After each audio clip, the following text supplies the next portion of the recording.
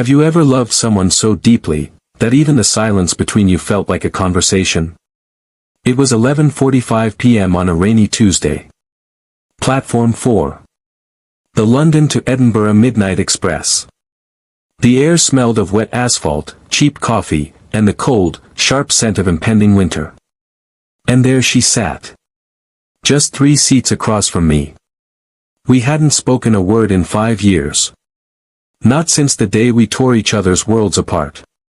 But as the train lurched forward into the dark, wet night, I realized something terrifying.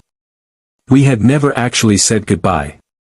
And tonight, in this moving metal cage, there was nowhere left to run. They call it the sleeper train. Most people on board were already asleep, tucked under thin blue blankets, dreaming of their destinations. But Clara and I, we were wide awake, trapped in the ghosts of our past. I looked at her through the reflection of the dark window. She had her yellow scarf on, the one she wore the day we first met in that cluttered, warm bookstore in Soho. It was frayed at the edges now. Just like us. 5 years ago, we were young, foolish, and fiercely in love. We thought love was a fire that could burn forever without needing wood. But fire burns, and eventually, it leaves nothing but ash. When the end came, it wasn't a screaming match.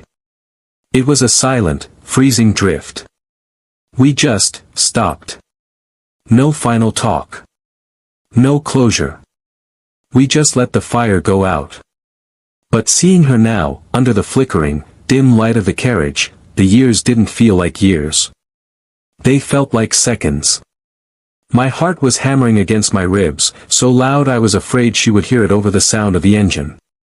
I watched her hand rest on the table. Her fingers were tracing the rim of her paper cup, a nervous habit she only did when she was overwhelmed. She knew I was here. She had to.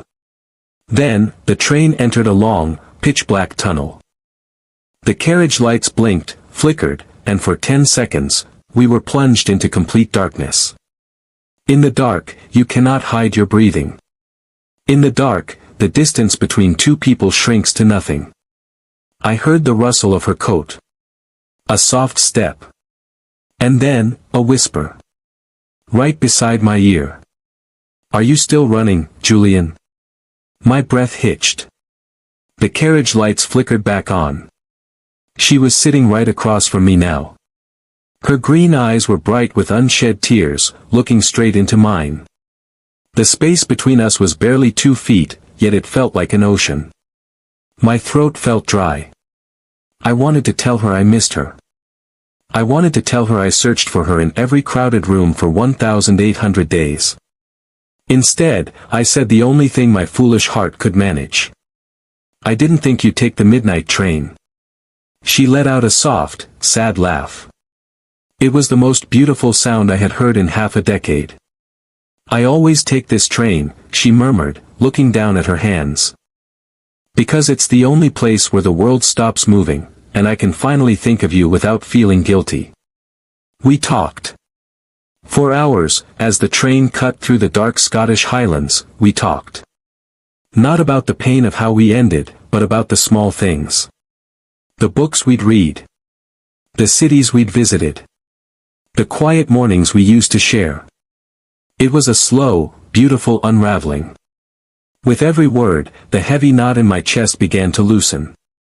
We laughed like old friends, but our eyes still spoke the language of lovers.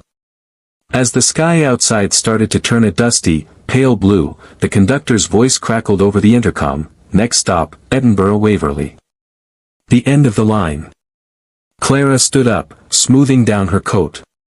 The train slowed down, grinding to a gentle halt. The spell was breaking.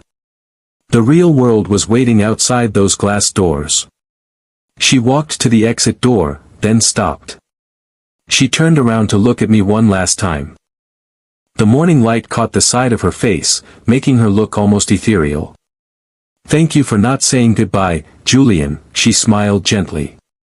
Some stories are better left unfinished. She stepped off the train, disappearing into the morning fog of the platform. I sat there, watching the empty space she left behind. I didn't chase her. And for the first time in 5 years, I smiled. Because I realized, we didn't need a goodbye. Some people are written into your soul. You don't say goodbye to a part of yourself. You just carry them with you, passenger to passenger, on whatever train life puts you on next. If you've ever carried a love like this in your heart, you are not alone. If this story touched your soul tonight, please leave a comment with your favorite memory of someone you never truly said goodbye to. Don't forget to like, subscribe, and share this story with someone who needs to hear it. Until the next train, sleep well. And sweet dreams.